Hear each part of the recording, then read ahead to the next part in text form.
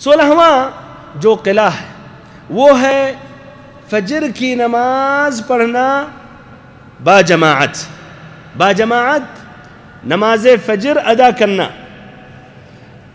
اس کی دلیل اور اس کا فائدہ نبی اکرم صلی اللہ علیہ وسلم نے فرمایا، جندب ابن عبداللہ رضی اللہ عنہ کی روایت ہے، من صلی الصبح فهو في ذمة الله فلا يطلبنكم الله من ذمته بشيء فيدركه فيكبه في نار جہنم، رواہ مسلم۔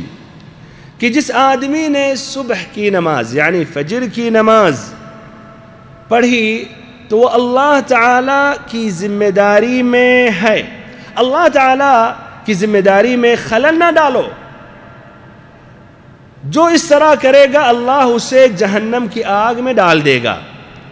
تو جو فجر کی نماز پڑھتا ہے تو اللہ تعالیٰ کی ذمہ داری میں ہوتا ہے، یعنی اللہ تعالیٰ کے حفظ میں، اللہ تعالیٰ کی حفاظت میں، اللہ کے امان میں ہوتا ہے، اللہ اس کی حفاظت کرتا ہے۔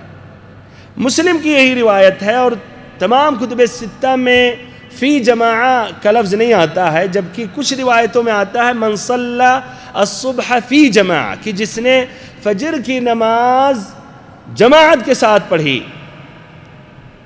تو کچھ اہل علم کہتے ہیں جماعت کے ساتھ پڑھنا ضروری ہے، اگرچہ یہ لفظ تمام کتب ستہ میں نہیں آتا ہے، بہرحال لیکن اور احادیث اس بات کی تاکید دلاتی ہیں کہ ہر نماز ہمیں جماعت کے ساتھ پڑھنی چاہیے اور وقت میں ہمیں پڑھنی چاہیے۔ تو بھائیو، یہ فجر کی نماز کا خاص اہتمام کریں اور جماعت میں ادا کریں تاکہ رب العزت آپ کی حفاظت کرے۔